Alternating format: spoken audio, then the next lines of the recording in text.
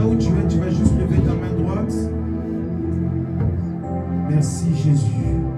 Et tu vas dire avec moi, Saint-Esprit, en ce jour, ta présence, uniquement ta présence. Seigneur, fais-moi entrer dans ta présence.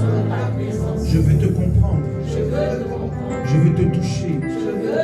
Je veux te vivre, Saint-Esprit. Je veux expérimenter ta gloire. Maintenant, je le veux. Maintenant, je veux de toi, Seigneur. Envahis-moi de ta présence. Envahis-moi. Saint-Esprit, envahis-moi. Maintenant, mon corps, mon âme et mon esprit, envahis de ta présence. Au nom de Jésus-Christ.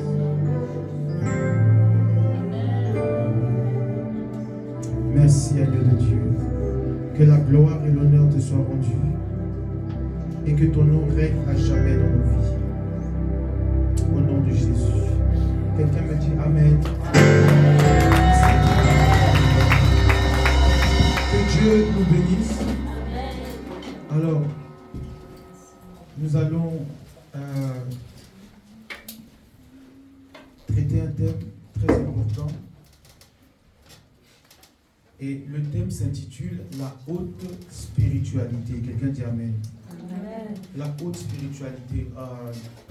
Je bénis Dieu parce que la semaine dernière, on a eu un message sur la spiritualité qui m'a beaucoup parlé. Amen. Amen. Et je voulais pousser un peu le bouchon un peu plus loin. Amen. Parce que notre frère Arnaud a été inspiré. Et je veux toucher la haute spiritualité. Et nous allons commencer.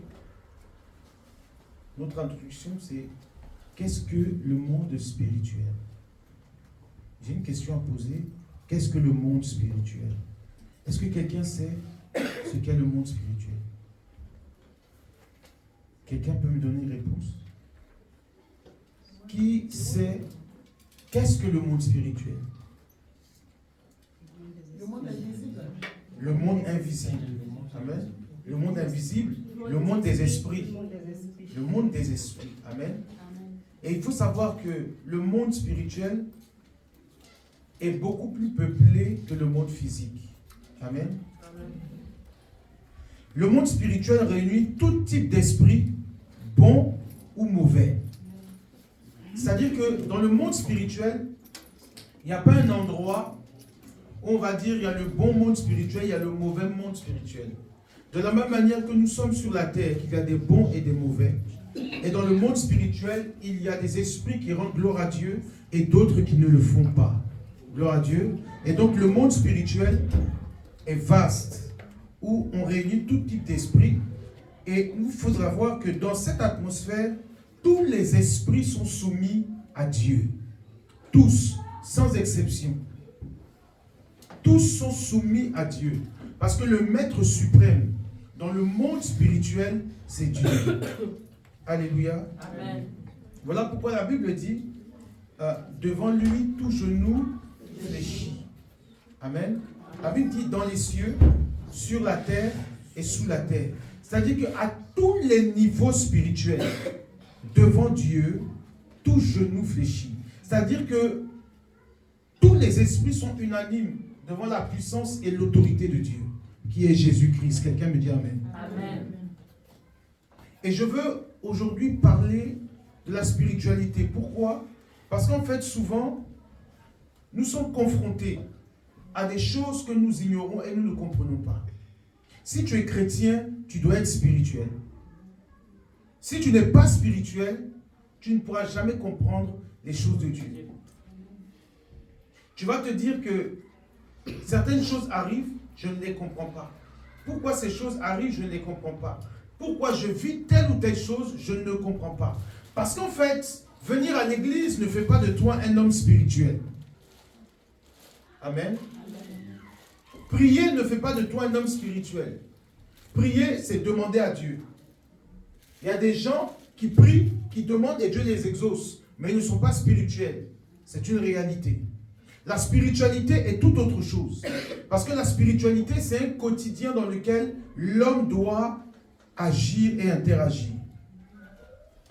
Dans le monde spirituel, il y a des règles et il y a des lois. Il y a des règles et il y a des lois. Souvent, on vient en Jésus-Christ, on accepte le Seigneur et on se dit, comme j'ai Jésus, tout est accompli. C'est ce qu'on dit, vrai ou faux? Parce que Jésus a dit, tout est accompli. Mais pourquoi aujourd'hui, alors, on doit encore prier si tout est accompli? Question. Si tout est accompli, pourquoi Jésus nous demande de prier sans cesse? Pourquoi? Si tout est accompli, je n'ai pas besoin de prier. Je n'ai qu'à demander et la chose arrive. Mais le monde spirituel a des opposants. Des gens qui viendront pour lutter avec ta vie, ta bénédiction, avec ton étoile et avec tes grâces. Et c'est de cela que nous allons parler. Parce que le chrétien doit avoir une haute spiritualité. Et pour avoir la haute spiritualité, il faut comprendre comment fonctionne le monde spirituel. Il y a des règles. Quand tu es chrétien, il y a une ligne à ne pas franchir. Il y a des choses que tu ne peux pas faire. Si tu fais ces choses, tu te mets en danger. Et beaucoup de chrétiens se disent qu'on est sous la grâce, alors Dieu sait toutes choses, alors forcément il va nous pardonner, il va nous protéger. Mais je vais faire un petit rappel, c'est que la loi est toujours d'actualité. Quelqu'un dit Amen. La loi est d'actualité. Nous, le chrétien, nous avons la grâce, étant sous la loi. Mais la loi existe toujours. Et la loi s'applique à nous, même jusqu'à aujourd'hui. Mais nous avons la grâce. Et la loi ne peut pas nous condamner. Voilà la différence. Parce que la loi dit, tu ne tueras point. Qui a le droit de tuer? Tu ne commettras point l'adultère. Qui commet l'adultère? Normalement, personne. Est-ce qu'on se comprend? Parce que quand on dit que non, que nous sommes tous sous la loi, donc ça dit que la loi est passée, faites très attention, la loi est toujours là, qu'on le veuille ou pas. On est soumis à la loi. Mais la grâce de Dieu est au-dessus de la loi. C'est ça qu'il faut comprendre. Sinon la loi existe toujours, elle existera. Parce que sans la loi, l'homme n'a pas de limite. Même les lois limitent les esprits. Même les lois limitent les esprits. Si on enlève la loi, c'est que même dans le monde spirituel, c'est l'anarchie. Parce que tous nous sommes soumis à la loi divine. Dieu permet que certaines choses arrivent par rapport à des principes. Donc même les esprits méchants qui nous combattent respectent des principes avant de nous attaquer. Vous savez qu'un esprit mauvais ne peut pas te posséder, ne peut pas t'attaquer si la loi ne l'autorise pas à le faire. Vous voyez? Par exemple, quand on envoûte une personne, ou quand on attaque une personne par la sorcellerie, c'est parce qu'il y a un lien de sang. Une autorisation. Vous voyez? Ou soit il y a une alliance qui a été tissée. Mais sinon, sans cela, tu ne peux pas dire que, par exemple, moi aujourd'hui, je vais me lever et puis je vais envoûter Brad Pitt. Tu le connais où? Non, mais dites-moi, c'est vrai, c'est faux, tu le connais où? Vous voyez?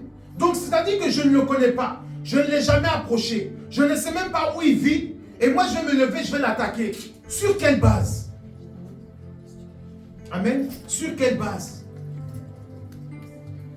Donc, le monde spirituel a des lois. Et ces lois doivent être respectées. Et nous allons toucher des choses qui vont permettre ce soir que certaines personnes soient délivrées. Quelqu'un dit Amen. Dis avec moi au nom de Jésus, aujourd'hui, je sortirai libre de ce lieu. Mes finances, ma santé, ma famille est libérée au nom de Jésus-Christ. Prends avec moi Matthieu chapitre 5, verset 45. On ne finira pas aujourd'hui parce que c'est très long et je dois prier pour certaines personnes. Mais on va aller et on va s'arrêter quelque part. Matthieu 5, verset 45. Oui. Est-ce qu'on peut se tenir debout et honorer la parole? Écoutez bien. Afin que vous soyez fils de votre Père qui est dans les cieux. Afin que vous soyez fils de votre Père qui est dans les cieux. Car il fait lever son soleil sur les méchants et sur les bons. Et il fait pleuvoir sur les justes et sur les injustes. Quelqu'un dit Amen. Amen. Regardez un peu le passage. Dieu dit, car il fait lever son soleil sur les méchants et sur le bon. C'est normal ça? C'est sa créature. D'accord, allons-y. Il fait pleuvoir sur le juste et sur l'injuste. C'est-à-dire il bénit le juste et il bénit qui? L'injuste. Pourquoi Dieu fait ça? C'est pas la grâce, je vais vous expliquer quelque chose. Nous sommes dans la haute spiritualité, dit haute spiritualité. Haute spiritualité. Parce qu'il y a des règles. Vous savez, dans la spiritualité, il y a une chose que nous devons comprendre. Ici, dans ce lieu-là, si Dieu relâche la bénédiction, elle descendra sur tout le monde. Sur le bon et le mauvais, le juste et l'injuste. Pourquoi? Parce que Dieu ne trie pas. Pourquoi Dieu fait cela? Parce que si toi, tu es dans le lieu, que tu invoques Dieu, la grâce va faire quoi? Déborder. Et donc tous ceux qui sont dans ton rayon seront affectés par toi, ta bénédiction. Donc si Dieu bénit Sarah, tous ceux qui sont autour de Sarah vont être affectés par la bénédiction. Donc quand Dieu fait pleuvoir la bénédiction sur Sarah, ceux qui sont avec Sarah quotidiennement bénéficient de la grâce qui est sur qui? Sarah. Voilà pourquoi il dit, il fait pleuvoir sur le bon et sur le mauvais, sur le juste et sur l'injuste. Pas que parce que tu es mauvais, Dieu te bénit quand même, mais parce que tu es dans l'atmosphère d'une bonne personne. Et il y a des personnes qui sont comme ça, qui aiment profiter de l'atmosphère spirituelle de certaines personnes. Amen. Ils veulent s'accrocher à toi pour puiser ta grâce. Parce qu'ils se rendent compte qu'à chaque fois qu'ils sont avec toi, de bonnes choses leur arrivent. Il y a des gens, avant de marier une femme, ils consultent. Est-ce que vous comprenez? Est-ce que cette femme-là est bien? Est-ce que cet homme-là est bien? Et en fonction de ses grâces, en fonction de ses étoiles, en fonction de son aura spirituelle, il s'attache à toi. Pas qu'il t'aime, mais que lui, il a compris que ta spiritualité est bonne. Est-ce que quelqu'un me comprend? Alors quand Dieu te bénit, il profite de ce que Dieu met sur toi. Voilà pourquoi il y a des gens qui ont une haute spiritualité et ils voient la grâce qui est sur certaines personnes. Ils voient la bénédiction qui est sur certaines personnes. Et ils remarquent, mais la sœur Sarah, son étoile brille. Hein? Attends, je vais marcher un peu avec elle. Et c'est une personne qui va commencer à te fréquenter régulièrement. Tu ne comprends pas pourquoi cette personne, toujours, elle est avec toi. Parce qu'elle a besoin de réussir son projet. Mais toi, tu es chrétien et tu ignores que tu as une grâce. Tu ignores qui tu es. Tu ignores le potentiel que tu as. Je vous dis quelque chose, dans la spiritualité, la voyance est obligatoire. Quelqu'un ne m'a pas dit amen. Amen. Quelqu'un ne m'a pas dit amen bien. Amen. J'ai dit la voyance est obligatoire. Amen. Si tu ne vois pas, tu vas mourir avant ton temps. Parce qu'il y a des gens qui voient qui tu es et ils s'attachent à toi. Mais toi tu es là, tu ne vois pas, tu n'entends pas, tu ne comprends pas. Et souvent tu te dis, mais pourquoi tout le monde m'attaque? Tu fais rire. Parce que tu es dangereux. Tu es dangereuse. Tu as un don qui fait peur. On veut t'éteindre. Pourquoi toujours c'est contre moi que les gens se lèvent? Mais si tu savais qui tu étais, tu comprendrais les combats qui sont liés à ta vie. C'est parce que très souvent, on n'arrive pas à voir ce que nous sommes. Mais je prie ce soir que Dieu ouvre tes yeux, qu'il te montre qui tu es dans le monde spirituel. Tu comprendras les combats qui sont sur ta destinée. Je vais vous dire quelque chose. On peut voir de différentes manières. La voyance, ce n'est pas forcément les yeux sont ouverts et puis tu vois les esprits se promener. Quand tu dors, tu vois. Est-ce que vous savez que le rêve, c'est la voyance? Le rêve, tu vois souvent des choses qui vont arriver. Vrai ou faux? Vrai. C'est la voyance. Un songe vient de Dieu. Donc tu peux dormir et voir le danger arriver. Dans la spiritualité, la voyance est obligatoire. Tu peux être en train de prier, tu as une vision.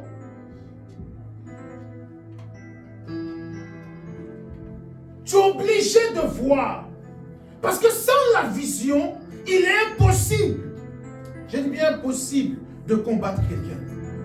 Comment est-ce que tu vas même te positionner? Vous savez, quand on rentre ici, sur le plan spirituel, il y a une manifestation. Les gens qui sont spirituels diront que quand on rentre ici, il y a une manifestation, il y a une angéologie, il y a des choses. Et d'autres, ils vont rentrer, ils ont fini de danser, ils ont fini de louer, ils partent. Il y en a qui viennent dans ces lieux parce que quand ils viennent ici, ils arrachent des bénédictions dans l'atmosphère. Et il y a d'autres, ils sont là, ils se disent, mais moi je vais à l'église, rien ne se passe. Si tu ne cherches pas à être spirituel, tu ne seras jamais un bon chrétien. Parce qu'en fait, celui que nous prions, il est esprit. Donc on n'a pas d'autre choix que d'être spirituel. Souvent, certaines personnes aiment être en votre compagnie à cause de cette spiritualité. Dieu fait pleuvoir sur le bon et le mauvais. Il dit d'abord sur le bon et puis sur le mauvais. Pourquoi? Parce qu'en fait, le mauvais s'attache au bon. C'est ça, l'ivraie, merci. Il s'attache au bon. Il veut être dans ton atmosphère pour profiter de toi.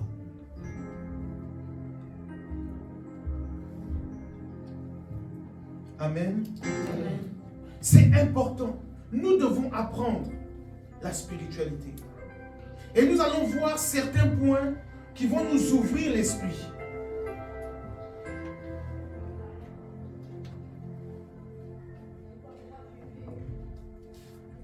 Prenez avec moi rapidement.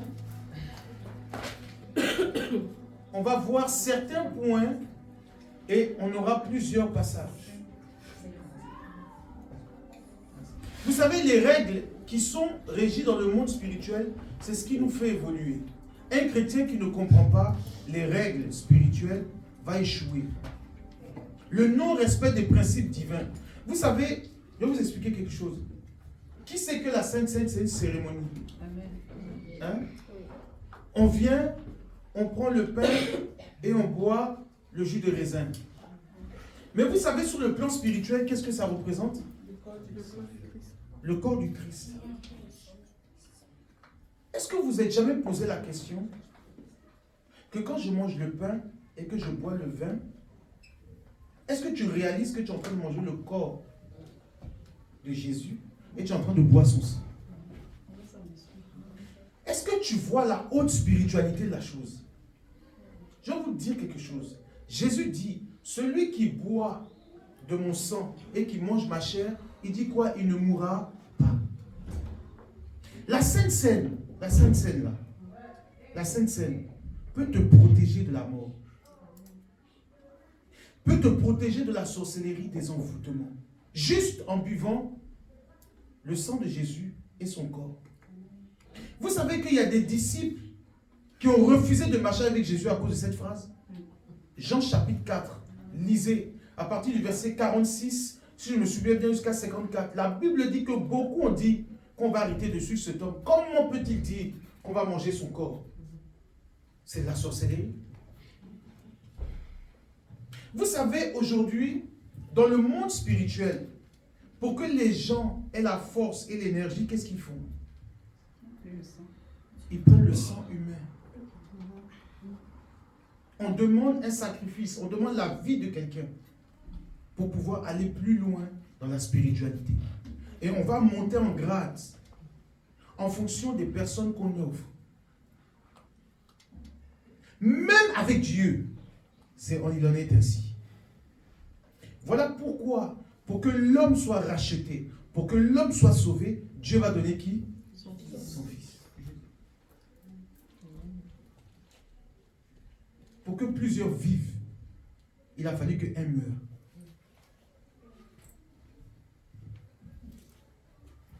On va voir tout ça pas à pas.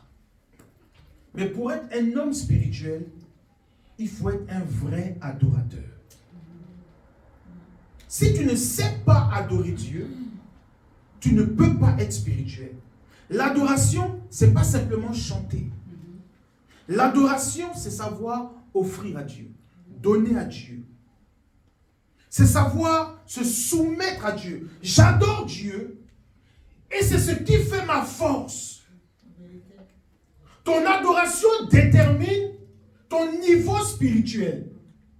Je dis bien, ton adoration détermine ton niveau spirituel. C'est au travers de l'adoration qu'on offre à Dieu.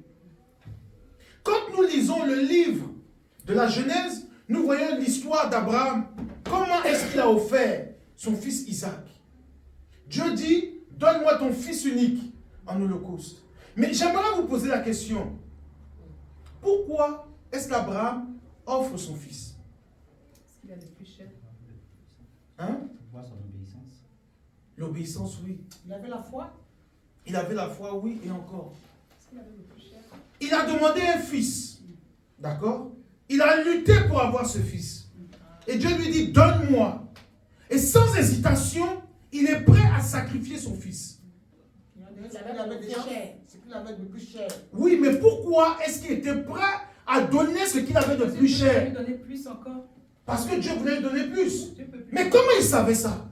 Il avait la foi. Il avait quoi, la foi? Il avait la foi. Écoutez, Abraham n'avait jamais vu de miracle auparavant. Abraham ne connaissait pas ce qu'on appelle la résurrection. Donc Abraham ne pouvait pas être convaincu que s'il tuait son fils, Dieu pouvait le ramener à la vie. Abraham n'avait pas cette certitude parce qu'il n'avait jamais vu cela. Abraham aussi ne pouvait pas savoir ce qui allait se passer en haut de la montagne. Mais la Bible dit qu'il était prêt à donner son fils en holocauste. C'est ce qu'on appelle l'adoration. Quand on adore Dieu, on n'a pas de limite pour Dieu. On est prêt à tout pour Dieu. Parce qu'on sait qu'au-delà de notre adoration, il y a l'impossible qui est capable de devenir possible. Amen.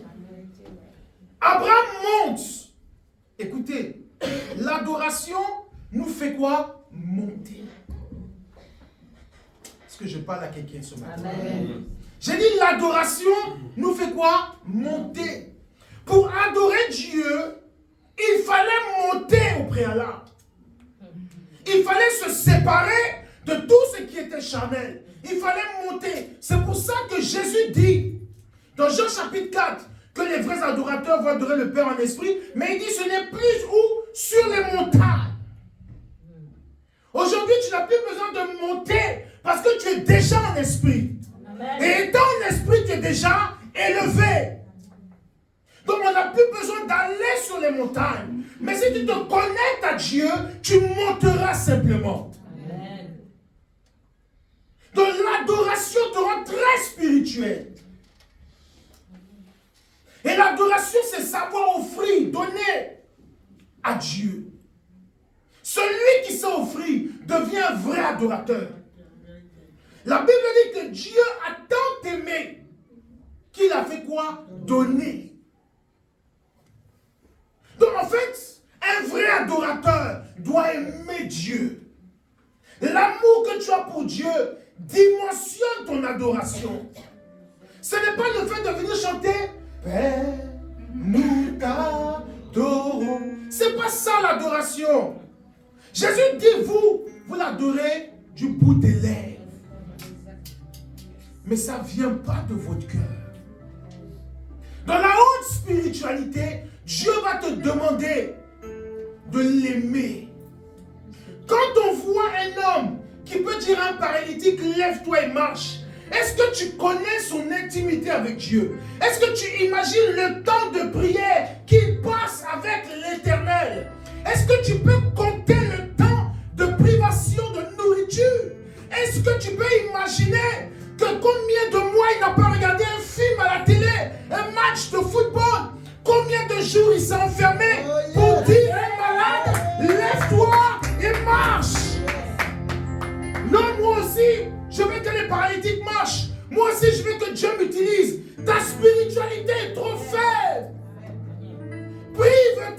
certaines choses. Quand on veut être un adorateur, on ne regarde uniquement que le Père. Un véritable adorateur ne réfléchit pas devant Dieu. Il offre un sacrifice. Écoutez, dans la Bible, tous les grands hommes étaient de vrais adorateurs. Et ceux qui ont marqué leur génération, c'est ceux qui ont fait les plus grands holocaustes. Quand j'étais en train de méditer, je pense à Salomon. La Bible déclare que Salomon, un matin, s'est levé. Il a été établi roi. Il était déjà roi. Il avait tout le royaume de son père en héritage. Mais pourquoi Salomon se lève et il fait 1000 holocaustes? Est-ce que vous pouvez imaginer la folie? Quel adorateur! Il fait 1000 holocaustes. Imaginez-vous le carnage sur la montagne. Le carnage. Quand on dit 1000 holocaustes, c'est des bœufs, c'est des moutons, des boucs, des agneaux, 1000. Le peuple certainement avait faim. Les gens auraient voulu manger. Mais la Bible déclare qu'il les a tous sacrifiés à l'Éternel. Amen. Quelle adoration! Écoutez, quelqu'un qui a déjà tout, pourquoi faire un tel sacrifice? Tu as déjà tout, Salomon. Tu as déjà tout, tu as le royaume de ton père. Et David est le plus grand roi de son époque. Tu hérites de tout. Mais toi, tu fais un grand sacrifice. Tu vas tuer 1000 holocaustes. Dieu, pendant la nuit, lui dit, Salomon, Salomon, que veux-tu que je fasse pour toi? Aïe, aïe, aïe. Son adoration, son holocauste, ce qu'il a présenté à Dieu, a obligé Dieu à intervenir dans sa vie. Amen. Il y a des choses dans la spiritualité que tu seras obligé de faire pour que Dieu te délivre. Amen. Écoutez, j'ai compris que la prière ne suffit pas. Il y a des gens qui prient, il y a des gens qui jeûnent, il y a des gens qui crient à Dieu, et il y en a d'autres qui posent des holocaustes. Il y a des dimensions d'adoration. Salomon n'était pas obligé. C'est ce que je vais vous faire comprendre. Salomon n'était pas obligé. Il était déjà le roi d'une grande nation. Salomon avait tout. Tous les peuples jalousaient Salomon. Salomon n'avait pas à envier quelqu'un, mais Salomon a fait quelque chose d'exceptionnel. Tu n'as pas besoin, mais que veux-tu que je fasse pour toi? Il dit, tu m'as donné un grand peuple. Donne-moi la sagesse. Regardez comment il est stratégique. Est-ce que c'est sagesse, s'il vous plaît? Quelqu'un ne m'a pas dit amen.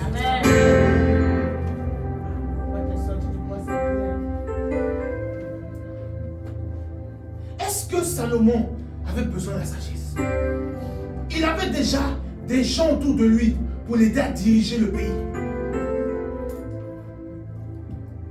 Mais il a dit à Dieu, rends-moi sage. Et je sais que bénédiction que tu vas me donner là, si je n'ai pas la sagesse, je n'ai pas bien géré. Et Dieu lui dit, tu as demandé la sagesse, mais tu auras au-delà de la sagesse. Tu seras très riche, Salomon. Et il n'y aura pas quelqu'un après toi qui sera riche comme toi. J'ai compris encore que Jephthé part en guerre. Jephthé dit, Seigneur, si tu me donnes la victoire, Seigneur, si tu fais de moi un homme victorieux, je t'offrirai la première personne qui sortira de ma maison. Dieu lui donne une victoire éclatante. Jephthé, partout dans le quartier, Jephthé, un grand homme. Tu vois, Jephthé, il marche.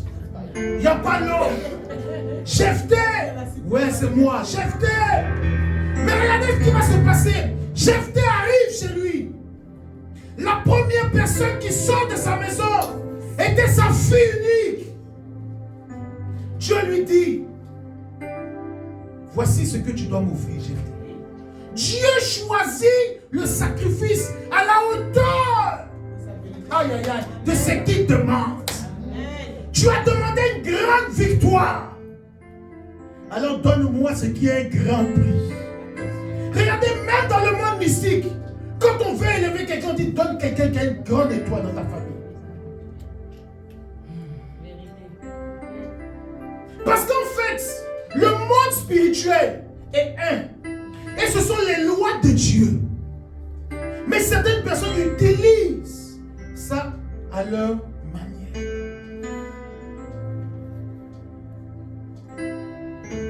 On ne peut pas entrer dans la haute spiritualité en faisant les choses que tout le monde fait.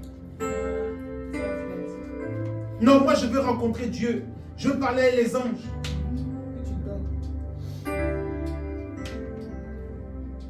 À quel prix? À quel prix? Écoutez, Jean avait des visions et Dieu le faisait monter au ciel. À quel prix? D'être enfermé dans une prison qu'on appelle Patmos. Jean n'avait pas de vie, il se cachait. Le prix des visions, c'était la prison. Parce qu'en fait, tu ne peux pas être au milieu des hommes et avoir de telles révélations. Il fallait que Dieu le mette à l'écart, qu'il soit seul, enfermé dans une prison. La spiritualité est quelque chose de très fort. Ne voyez pas les gens comme ça pour dire qu'ils sont simples. Même les chefs d'État sont très spirituels. Très, très spirituels.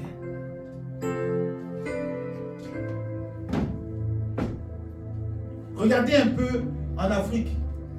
Quand on dit qu'il y a élection, chez nous en Afrique, ça veut dire que les morts, ça va couler à flot.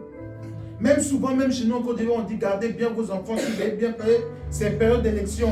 Pourquoi on va dire que non, on a kidnappé ton enfant, tu ne sais pas où il est? Pourquoi? Parce qu'en fait, quand il y a de grands événements, les esprits demandent de grands sacrifices.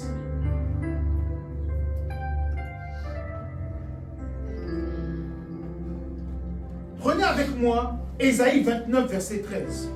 On va voir comment est-ce qu'on offre à Dieu, comment est-ce qu'on fait de grands sacrifices, comment on devient un vrai adorateur. C'est notre introduction et dimanche prochain on va continuer. C'est l'introduction. Ésaïe 29, verset 13. Oui. Le Seigneur dit, quand ce peuple s'approche de moi, il m'honore de la bouche. Non. Ésaïe. Malheur à ceux qui cherchent. Ésaïe 29, verset 13. Le Seigneur dit ce peuple, oui. Quand ce peuple s'approche de moi, Oui, c'est ça. Oui. Excuse-moi, c'est moi, je suis ailleurs. Vas-y. Ésaïe 29, verset 13. Le Seigneur dit, quand ce peuple s'approche de moi, il m'honore de la bouche et des lèvres, mais son cœur est éloigné de moi. Et la crainte qu'il a mis de moi n'est qu'un précepte de tradition humaine.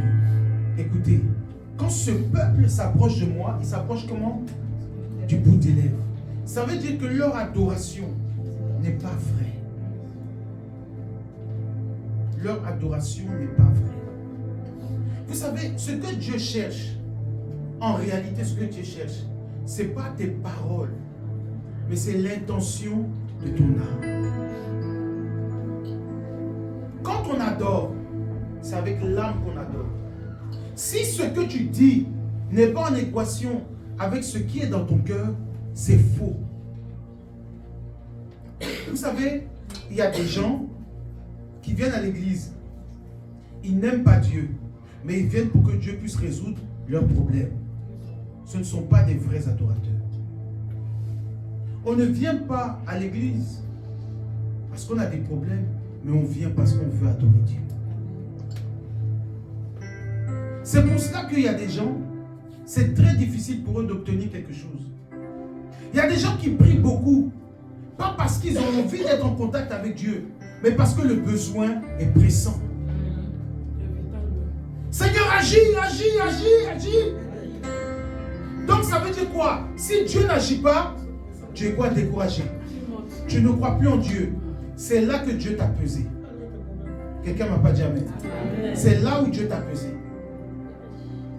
Un jour, il y a un jeune qui me dit que lui, il ne va plus à l'église. Je dis pourquoi? Il dit, parce que moi, il dormait à l'église. Moi qui tu vois là, il dormait à l'église. Il dit, oui. Il dit, quand j'ai passé le bac là, j'ai échoué. Pourtant, je dormais à l'église, je priais tous les jours. Donc je lui dis, ah, donc en fait, c'est à cause de bac que tu dormais à l'église. C'est pour ça que Dieu ne t'a pas donné en fait. Parce que tu penses que Dieu là, il n'est pas intelligent. Quelles sont tes intentions lorsque tu pries? Tu pries pour Dieu ou tu pries pour que Dieu résout ton problème? Voilà la différence. Voilà pourquoi la Bible dit, il sonde les cœurs et les reins. C'est-à-dire que quand tu pries là, Dieu te sonde. Il dit, mais lui il prie parce qu'en fait c'est chaud sur lui. C'est pas pour moi qu'il prie. Ta prière doit être une adoration. Ta prière doit être un sentiment d'amour que tu as pour Dieu. Et la Bible déclare que lorsque tu auras atteint ce niveau, alors Dieu donnera ce que ton cœur désire. Il dit, fais de l'Éternel tes délices. C'est-à-dire qu'avant que Dieu t'exauce, Dieu veut voir l'amour et la manifestation de ton cœur. C'est là que Dieu t'attend. C'est ici. C'est ce que nous ne savons pas faire, chrétiens de notre époque. Quand tu vois certaines personnes qui pleurent dans l'adoration, vous voyez que le problème là, c'est chaud. C'est pas parce que Dieu l'a visité. Seigneur, si tu n'agis pas là, il pleure parce que Dieu doit agir. Mais il ne pleure pas par amour pour Dieu. La Bible dit qu'il sonde. C'est là que Dieu les attend. Dans cette adoration, Abraham était prêt à donner son fils, son sacrifice. C'est-à-dire qu'Abraham a dit, moi j'aime Dieu. S'il le veut, qu'il le prenne. Peut-être qu'il m'en donnera un autre. Imaginez-vous la mentalité d'Abraham. En fait, c'est à ce niveau d'adoration qu'on doit arriver. 2 Rois, chapitre 3, 26 à 27. 2 Rois, et on va s'arrêter là. 2 Rois, j'ai dit combien? 2 Rois, chapitre 3, 26 à 27. Écoutez ce que cet homme a fait. Cet homme voulait quelque chose. Regardez ce qu'il a fait. Oui. Le roi de Moab, Oui. voyant qu'il avait le dessous dans le combat, Le roi de Moab, voilà, il constate qu'il est en plein combat. Son armée est en train de perdre. Oui. prit avec lui 700 hommes tirant l'épée pour se frayer un passage jusqu'au roi d'Édom. Il a pris 700 hommes avec lui pour dire qu'on va arriver jusqu'au roi et on va le tuer, oui. Mais ils ne purent pas. Il n'arrivait pas. Écoutez bien, la Bible dit qu'il a pris 700 hommes. Il n'a pas pu. Qu'est-ce qu'il a fait? Il prit alors son fils premier-né, Il prit son fils premier-né qui devait régner à sa place, qui devait régner à sa place. et il l'offrit en holocauste sur la muraille.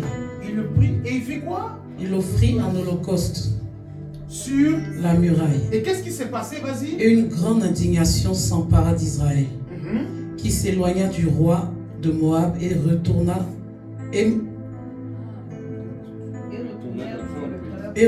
dans son pays. Imaginez-vous. Il n'arrivait pas à renverser ses ennemis. Il va prendre son fils, son premier fils, qu'il va sacrifier, égorger. Et il va répandre son sang comme ça sur la muraille. Les adversaires vont regarder. On dit lui un gars comme ça là, on arrête la guerre, on rentre chez nous. La guerre est finie comme ça. Quelqu'un dit amen. Amen. Moi personnellement, quand j'ai lu ça, j'ai été plus qu'indigné. Quel sacrifice! Pour que la guerre soit remportée, regardez le prix. Regardez ce qu'il offre. La Bible dit qu'il a offert son fils en holocauste. Ça dit qu'il a offert ça à Dieu.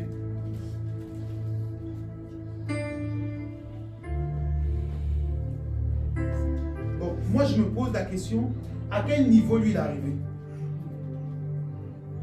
À quel niveau?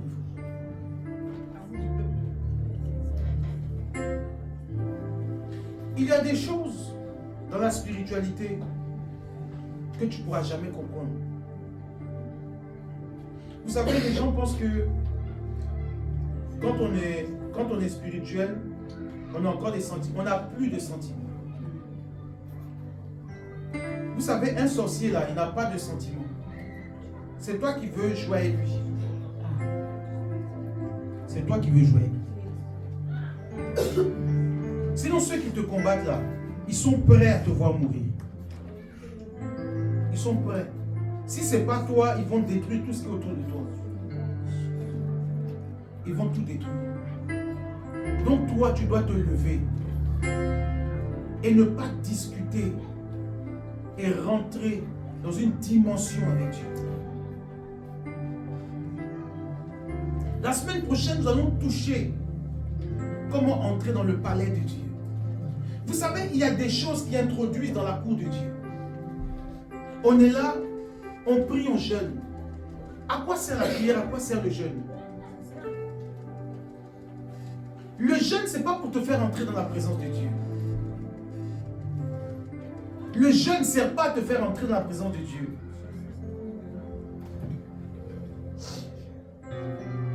Donc, tu jeûnes. Tu ne comprends pas la spiritualité. Lisez bien les Écritures. Il y a des gens qui ont demandé des choses à Dieu. Ils se sont privés. Mais pour rentrer dans le palais de Dieu, on ne jeûne plus. On l'adore. La Bible dit que Dieu siège où? Dans la louange et l'adoration de son peuple. C'est tellement simple, mais on n'arrive pas.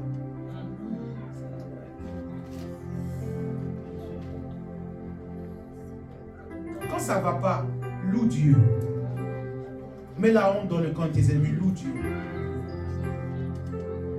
Quand tout va mal, loue Dieu.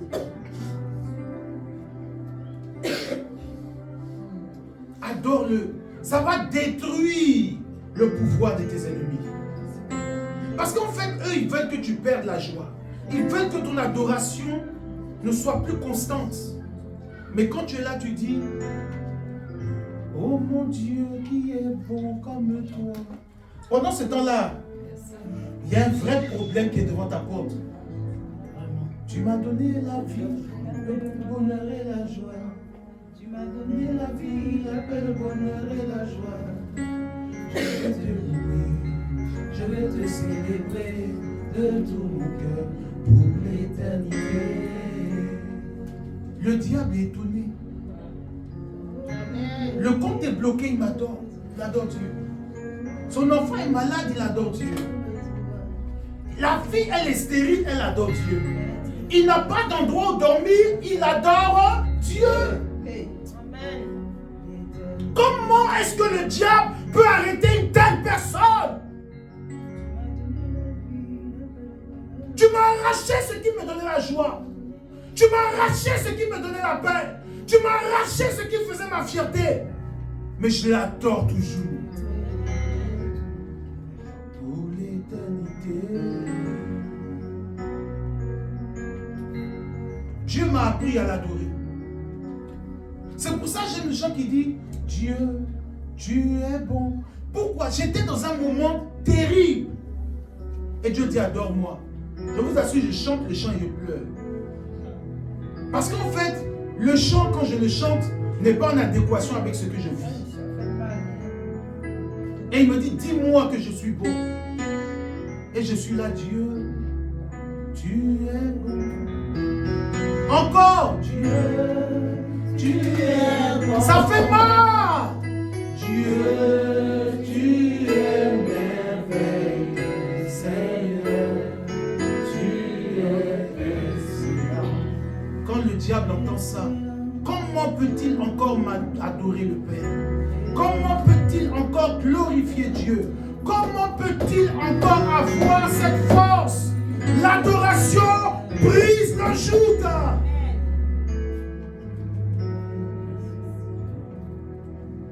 L'adoration est la plus haute dimension de la spiritualité.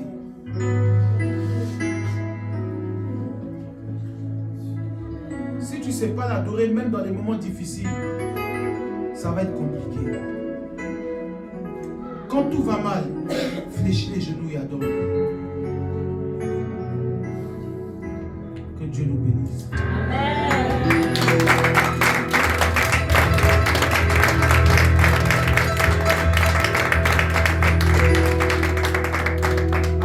Affaire à suivre dimanche prochain.